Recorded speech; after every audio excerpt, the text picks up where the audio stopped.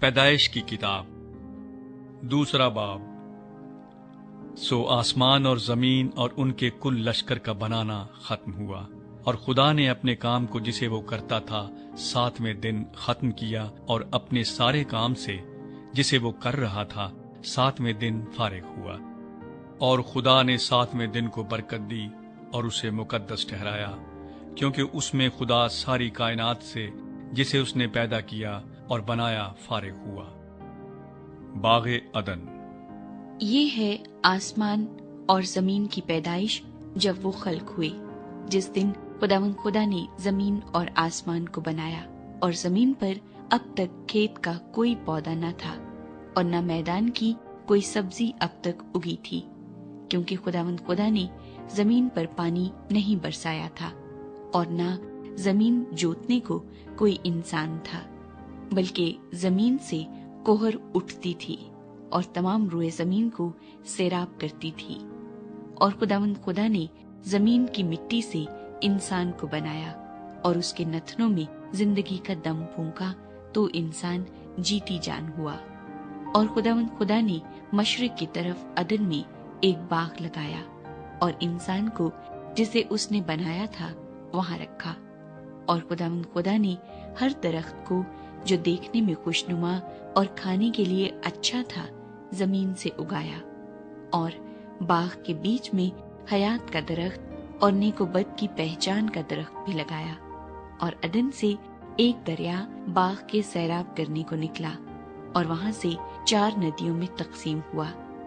پہلی کا نام فیسون ہے، جو حویلہ کی ساری زمین کو جہاں سونا ہوتا ہے گھیرے ہوئے ہے، اور اس زمین کا سونا چوکھا ہے، اور وہاں موتی اور سنگ سلیمانی بھی ہیں۔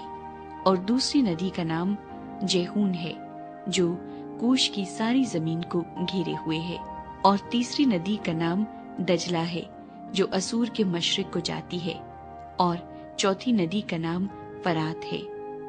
اور خداوند خدا نے آدم کو لے کر باغ عدن میں رکھا کہ اس کی باغبانی اور نگہبانی کرے۔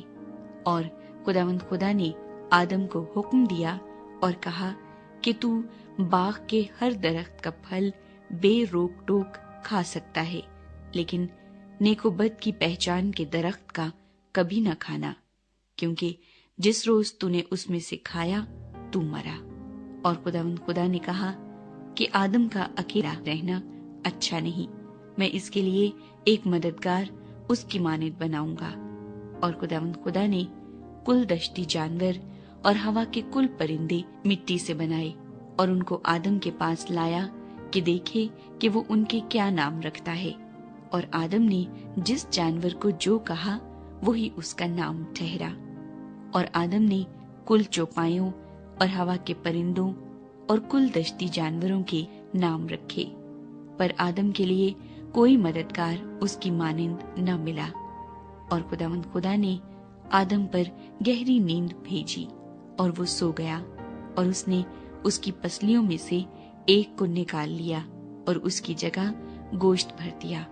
اور خداوند خدا اس پسلی سے جو اس نے آدم میں سے نکالی تھی ایک عورت بنا کر اسے آدم کے پاس لایا۔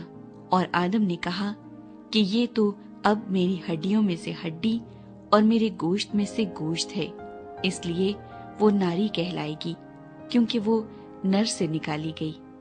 اس واسطے مرد اپنے ماں باپ کو چھوڑے گا اور اپنی بیوی سے ملا رہے گا، اور وہ ایک تن ہوں گے۔ اور آدم اور اس کی بیوی دونوں ننگے تھے اور شرماتے نہ تھے۔